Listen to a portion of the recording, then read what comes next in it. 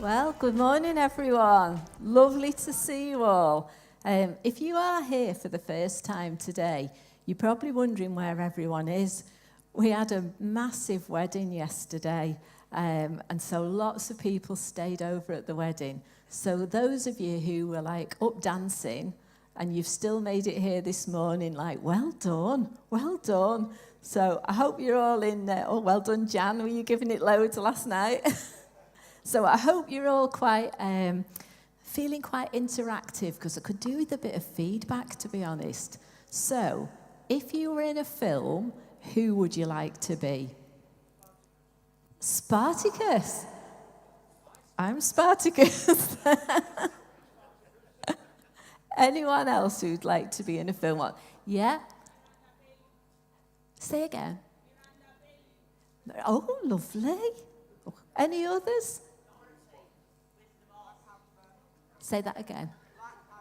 Black Panther. Nice one. And did I hear The Wizard of Oz? Yeah, Dorothy and the Wizard of Oz. Oh, fabulous. Michael, what about you? Who?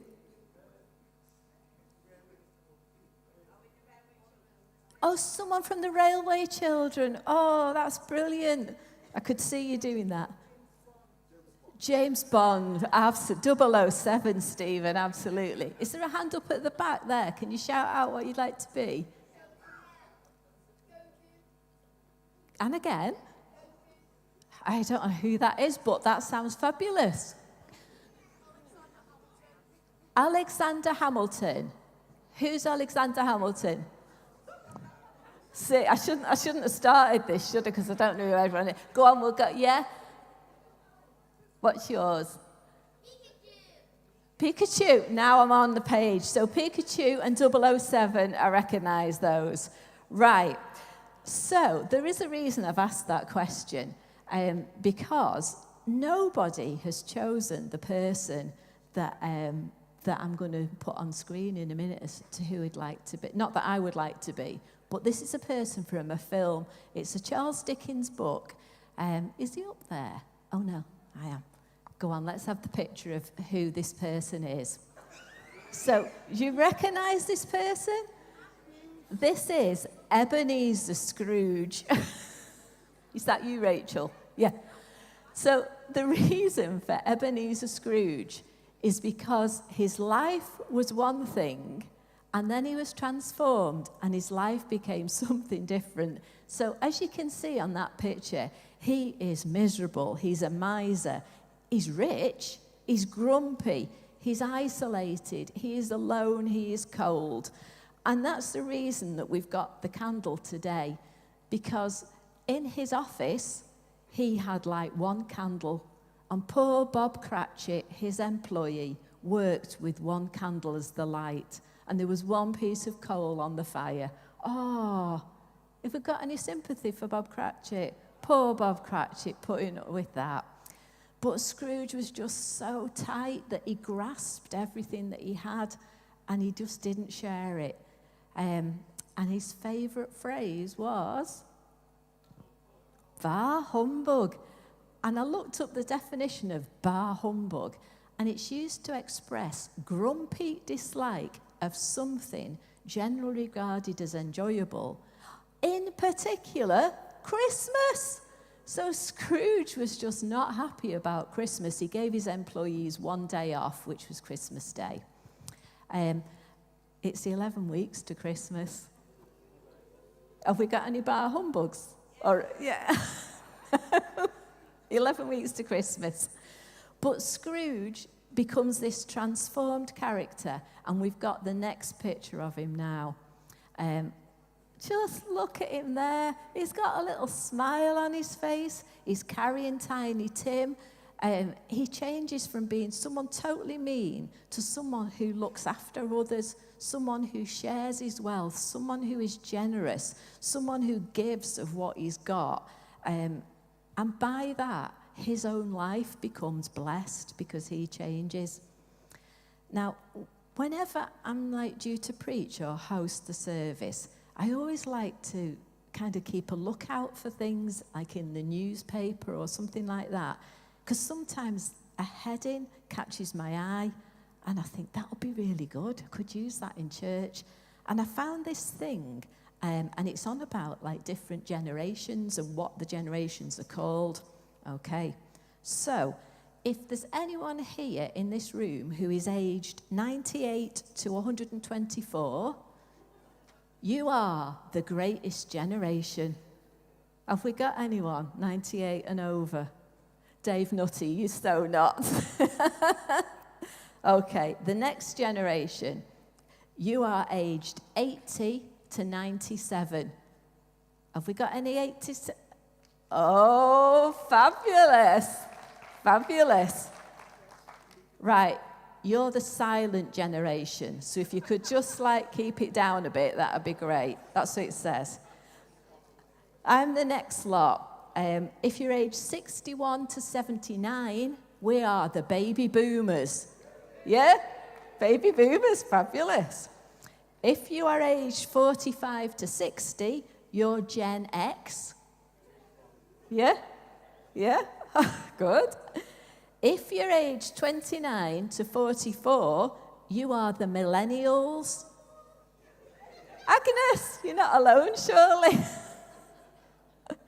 Then we've got, right, this generation, this is what started me on the track of this, because I saw this headline that said, Gen Z needs cheaper beer and sympathy. And they're aged 13 to 28. You do not need cheaper beer if you're 13.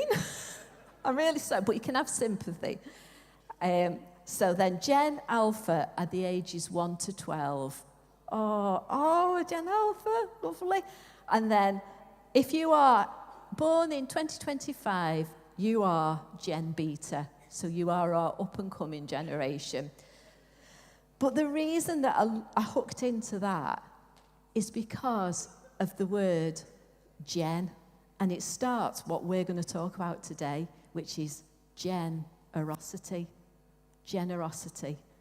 And we are people who can, whatever age we are, we can be generous. We can learn it from being little, and we can develop it and build on it through our lives. As a church, we've kind of got 3 things, 3 missions, 3 dreams that we like hook into. And Lois preached into the first one last week, and that was growing spiritually. So as a church, we want to grow. We want to have lives that just like reflect what God's doing, and that we live them out with fruit coming from them. And today we're going to look at living generously, and then next week we're going to look at impacting our community. We want to become, as a church, more like Jesus. So I started to think about Ebenezer Scrooge, and who in the Bible is like Ebenezer Scrooge? And I've landed on this one man. So we're just going to read about him now, see if he's the same man that you were perhaps thinking of. Okay, are we good to go? Yeah. So it's not Jesus. Jesus is the absolute opposite, of course. He is like full of generosity, full of love, full of kindness, full of giving. But he meets someone whose life needed to be transformed. I think I might have to turn around while I read this. So Jesus entered Jericho and was passing through. And there was a man called Zacchaeus.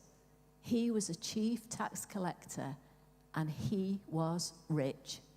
Zacchaeus was trying to see who Jesus was, but he could not see because of the crowd, for he was short in stature. So he's only a little guy. Zacchaeus is only a little guy.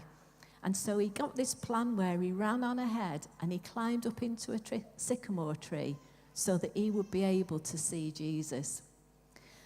So it tells us next that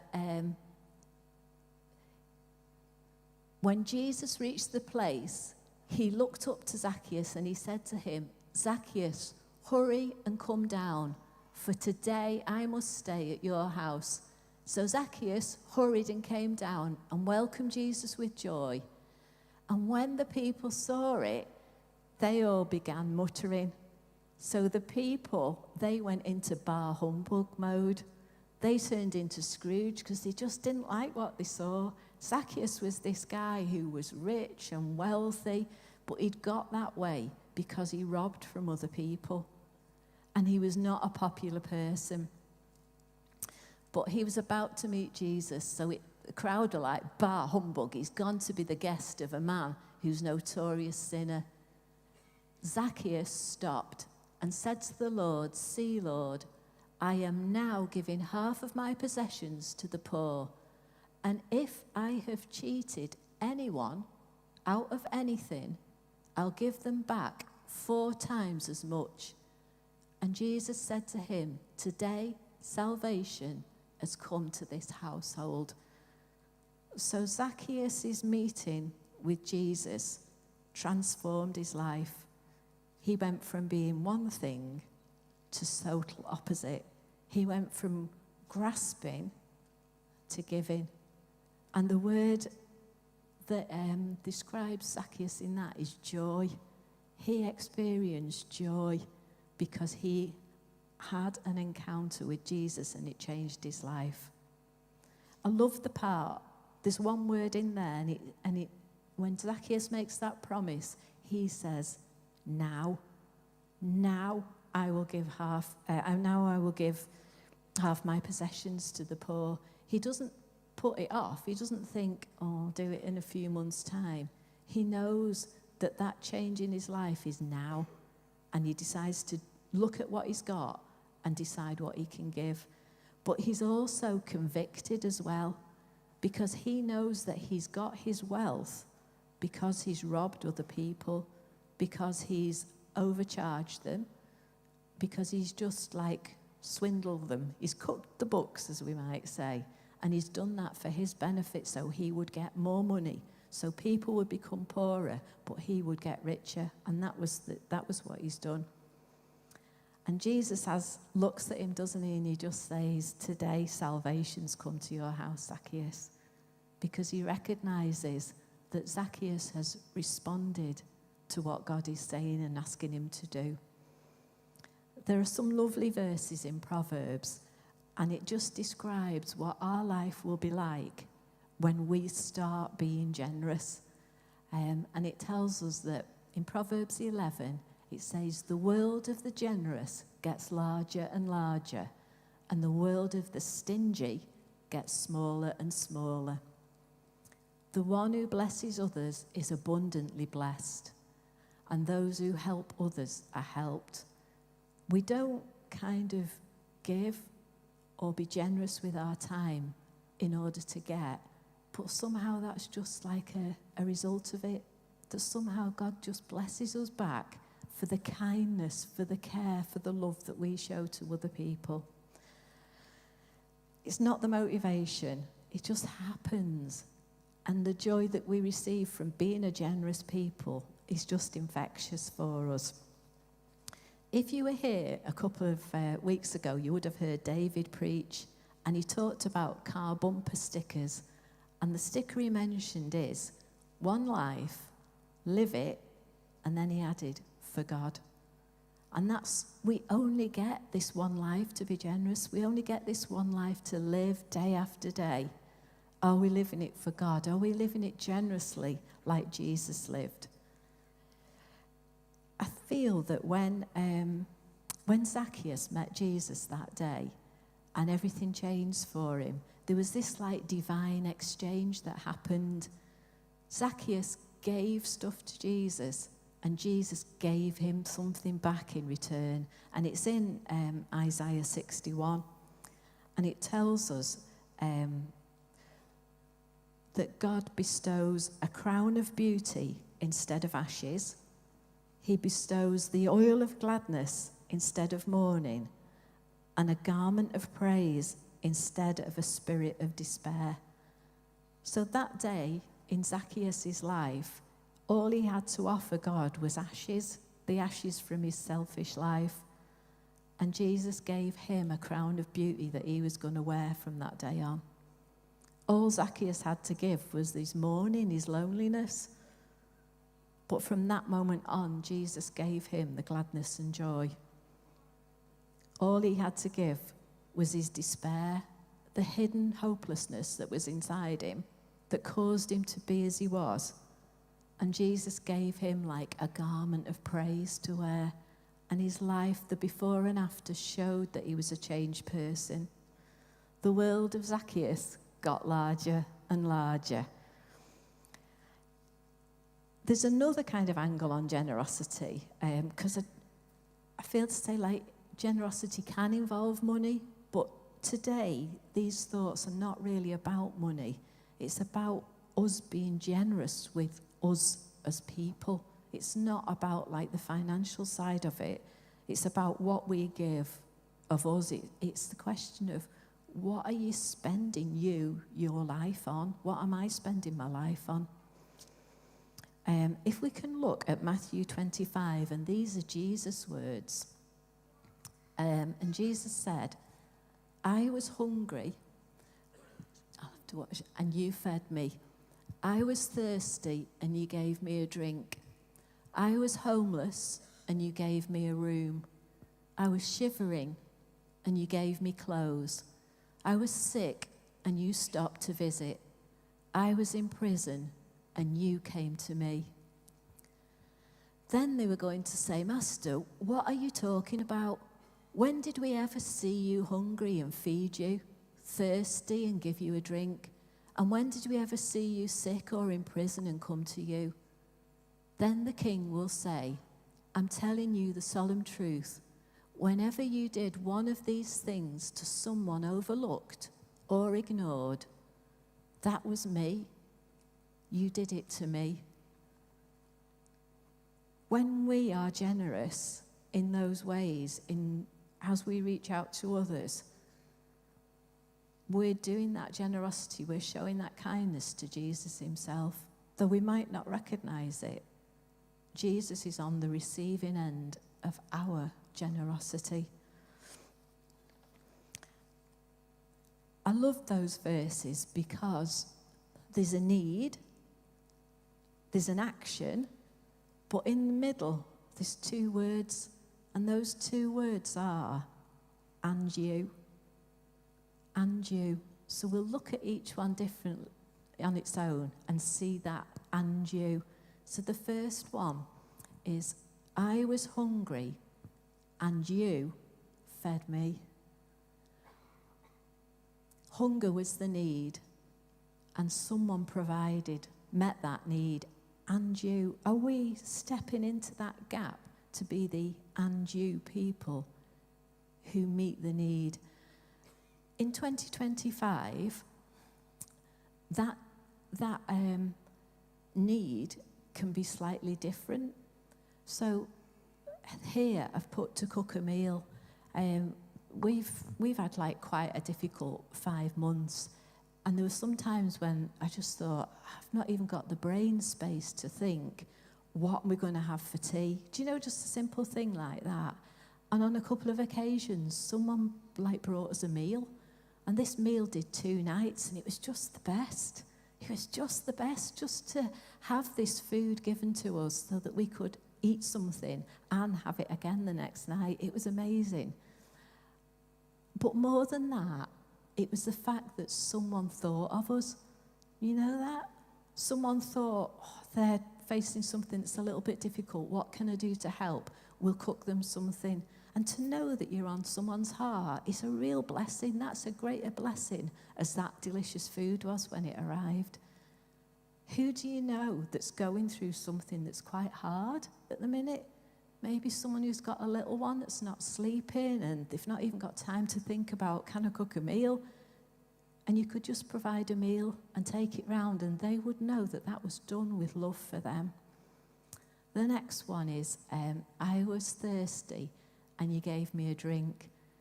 In 2025, who could you take for a coffee? When you're the and you meeting that need, who could you just say, do you know, do you fancy a chat? Should we just meet up? Should we spend some time together? Let's just have a coffee. And it shows that you care like Jesus cares. The next one is, I was homeless and you gave me a room, and you. So can we create a safe space for someone, a place where someone feels secure? And that can be done I'm thinking like in our community groups that we're starting, or some have started, some are going to start soon. And it's a place perhaps in people's homes, or we might actually meet in the building here, but it's a safe space where people can just feel secure. I was shivering and you gave me clothes. And when I thought about this, I thought about people who get alongside us and who meet us in our loneliness and show us friendship, who combat the cold with some love and encouragement. And that can be just a simple hug, maybe a handshake, some warmth, some human warmth. And you met that need. And it's when I was sick and you stopped to visit. And this is about like giving time to people. So if we know that people are not well, or we know that people are having a bit of a difficult time, maybe we can just stop and just ask, how are you doing? One of the things that has greatly blessed me in the last few months was someone one Sunday who realised that I wasn't actually at church on a Sunday and asked after me, and then sent a message with a prayer in it to say, I'm praying for you. And that was such a blessing to get that text message and to read that prayer. It lifted my heart. We can do that kind of things. These things, they're not money. They're us responding generously like Jesus would. And I think the final one is when I was in prison and you came to me. And this is like sitting with people who are going through some really, really difficult circumstances. And it's just about, we can't always do anything to help. We can't always have an answer, but we can be there. We can be there and we can sit with people and we can just let them know we're here and we're for you. Because when we do it to others, when we show this generosity, this kindness to others, we're actually doing it to Jesus himself. We're spending ourselves in a way that will bless Jesus. And we see like how Jesus lived generously, because he just like fed people, didn't he? Those 6 things, he did it. He had people on a hillside who were hungry, and he took some bread and he took some fishes and he just divided it, and it like fed multitudes of people, because Jesus is generous. He met the thirsty people, the woman who was at the well, and he just said to her, I can be that living water that you need. He created safe places for people. I think about that other woman who came and she was like at his feet, and she'd been brought by other people because they said she had committed adultery, and people wanted to actually stone her and take her life. But Jesus said to her, neither do I condemn you, go in peace. He creates the safe place. He tells the story of like the prodigal son who ends up coming home in rags, but he gets a royal robe. He changes him from royal, rags to royal robes. And in the Gospels, in the first books of the New Testament, we're told story after story after story where Jesus heals people. He gives the blind the sight back. He helps the lame to walk. He cures people. And he's there for people all the time. This is my last slide now. And I'm trying to learn the Farsi language. So we'll have it on screen and I'll do my best. Okay? So Dast Odelbaz, I hope I've said that right, means generous. Dast is hand, yeah? Del is heart. I'm getting the thumbs up, yeah? Dast Odelbaz. And it means open-hearted, open-handed. Generosity starts at your heart. It's not just an action. It's not, be generous tomorrow. It starts with your heart, that you are so moved that you want to do something. You want to meet other people's needs. You want to be the and you. And it all starts for us because of God's generosity to us. This cross was on the stage yesterday for the wedding. Ben and Caitlin had asked for this to be here. And last night I was thinking, I really hope that cross is still there this morning. And it is. Because as we are coming up to Christmas, which is 11 weeks away, that is the start of God showing his love to us, isn't it? Of the baby of Bethlehem being born, of Christ coming into the world, of the light of the world coming for us. But as Christians, we follow that story through, don't we, for 33 years. And we know that for Jesus, his generosity meant his life laid down on a cross. Yeah, for us, for me, that is the greatest generosity that there is. So, Ebenezer Scrooge, that miserable old man at the start who was transformed and changed into like this joy giver, he has this beautiful quote, and he says, I will honour Christmas in my heart and try to keep it all year. So how about if we got that spirit that he's talking about, that idea, that vision that Christmas isn't just for this event in 11 weeks' time, but it's something that we carry with us and we take it with us, the generosity of God that we've received, and we're giving it out to others. Yesterday, at Ben and Caitlin's wedding, I have to have a confession here. I'm not like a small talker. Do you know what I mean? I can't do that. Oh, hi, how are you? Hi, like kissing people. It's just not me. So I end up having these conversations with people that are like really deep. And then I'm like, this is just not the place. We're at a wedding. We're meant to be celebrating. And I'm having like these conversations. But I spoke to this, I'm quite boring, really, because I just can't do the small talk. But anyway, I spoke to this guy yesterday, this young guy, who probably came to church about 3 or 4 years ago. And he just said something that really struck me. He said, I fell in love with God's people before I fell in love with him. And he unpacked that a bit because he'd been on the receiving end of people's generosity. He'd been on the receiving end of people who learnt his name, people who showed an interest and who shared a genuine care and concern for him. And that love warmed his life, and that love attracted him to Jesus. And he's now connected somewhere else in the country, connected with a different church, serving God, worshipping and loving him, because he came here and he felt the love of God's people.